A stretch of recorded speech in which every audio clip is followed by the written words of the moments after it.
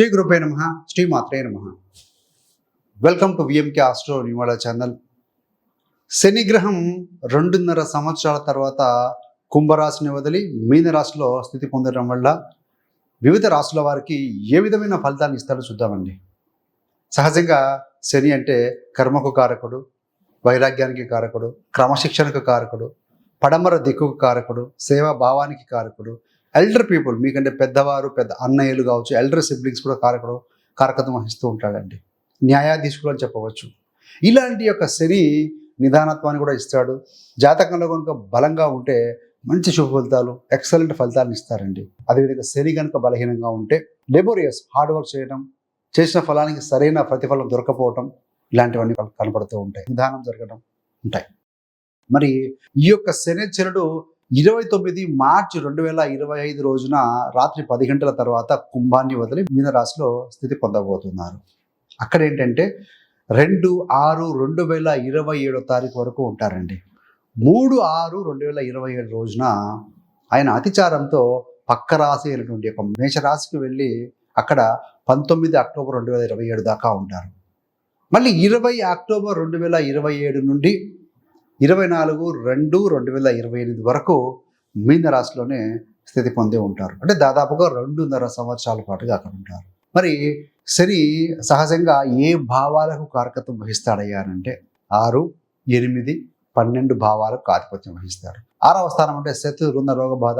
8 అంటే కష్ట నష్టాలు, మృత్యువు, డిస్ప్యూట్ మనీ, సడన్గా జరిగే విషయాలు, ఆయువుకు సంబంధించిన విషయాలు, ఇవన్నీ ఇండికేట్ చేస్తాయండి. రీసెర్చ్ కూడా ఇండికేట్ చేస్తుంది, సీక్రెటివ్ లైఫ్ కూడా.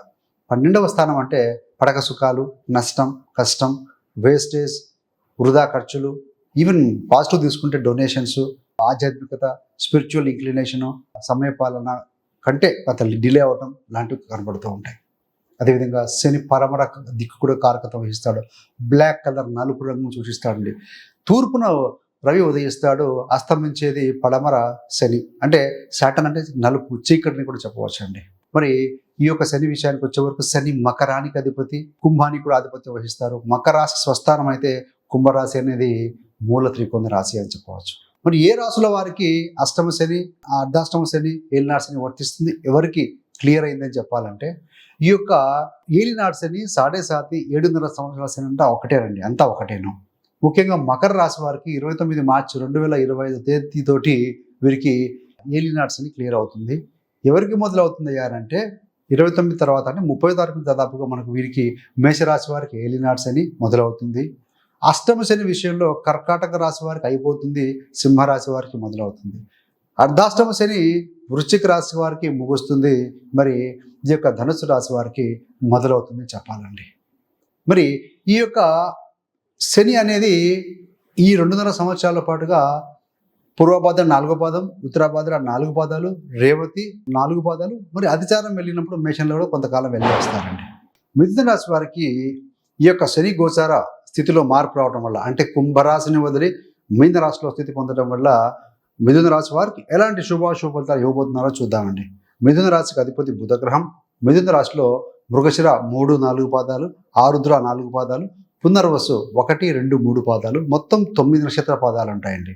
వీరందరికీ కూడా ఈ ఫలితాలు వర్తిస్తాయి. మిథున రాశి వారికి అష్టమ మరియు నవమాధిపతి ఈ యొక్క శనిశ్చరుడు కుంభరాశిని వదిలి మీనానికి 10వ స్థానానికి వచ్చాడు. మరి ఆ శని ఉన్నటువంటి రాష్ట్రాధిపతి గురుగ్రహము ఈ 2 సంవత్సరాల పాటుగా, అంటే 30 మార్చి 2025 నుండి 1 సంవత్సరం పాటు, అంటే మీకు మే 15 నుంచి గురుడు వస్తారండి. సో అప్పటి నుంచి 1 ఇయర్ వరకు కూడా మీ యొక్క జన్మరాశిలో ఉంటారు. తదనంతరం 2026-27 మే నుండి మళ్ళీ మే వరకు కూడా మీకు ఉచ్చ స్థితిలో గురుడు ఉంటారు. కాబట్టి ఏంటంటే సో గురువు అనుగ్రహం అయితే మిథున రాశి వారికి ఉందనే చెప్పాలి. మరి శనిశ్చరుడు అష్టమ నవమాధిపతి 10వ స్థానంలోకి వస్తున్నాడు. 9 అంటే ఏంటి?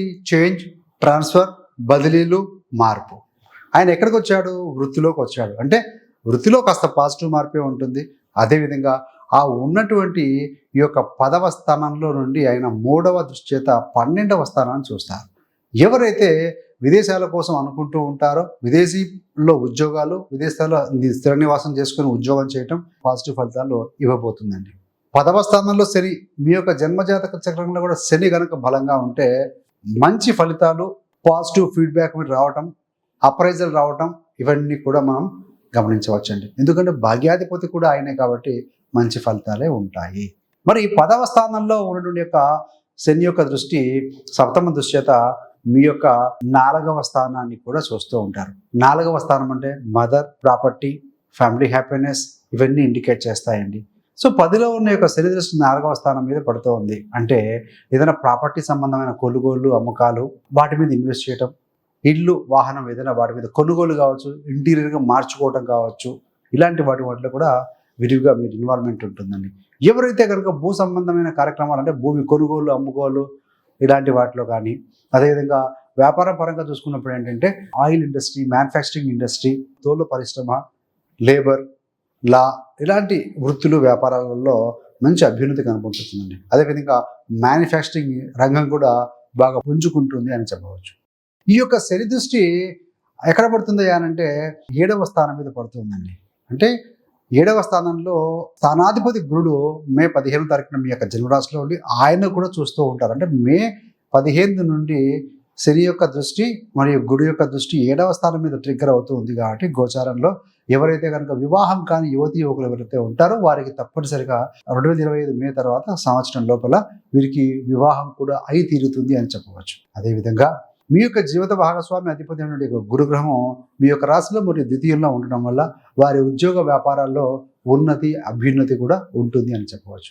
అంటే మంచి అన్యోన్య దాంపత్యాన్ని కూడా చవి చూస్తారు అని చెప్పవచ్చు అండి.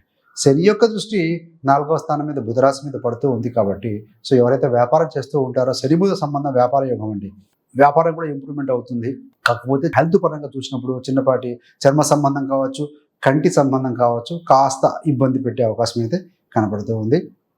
మరి కొంతమందికి పాదాలకు సంబంధించి ముఖ్యంగా మెడమలు, పాదాలకు సంబంధించి కాస్త కాలు నొప్పులు లాంటివి ఉండవచ్చండి. మరి మొత్తంగా ఫలితాలు ఎలా ఉన్నాయి అంటే రివ్యూ చేసుకుంటే 10వ స్థానంలో శని వచ్చాడు, అష్టమ నామాధిపతి. కాబట్టి ఏంటంటే వృత్తిలో కొంచెం మార్పు ఉంటుంది. Slow and study with the race లాగా ఫలితం చక్కగానే ఉంటుంది. పెద్దవారి యొక్క సీనియర్స్ యొక్క వారి యొక్క సహాయ సహకారాలు అందిపుచ్చుకుంటారని చెప్పవచ్చు.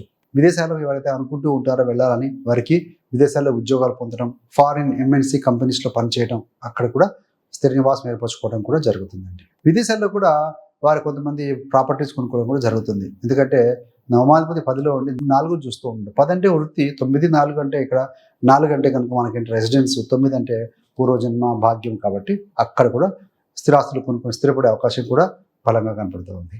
మరి ఓల్డ్ హౌసెస్, ఓల్డ్ ప్రాపర్టీ ఏవైతే ఉంటాయో ఏదైనా ఇబ్బందుల్లో ఉన్నవి కూడా క్లియర్ అయిపోతాయని చెప్పవచ్చండి.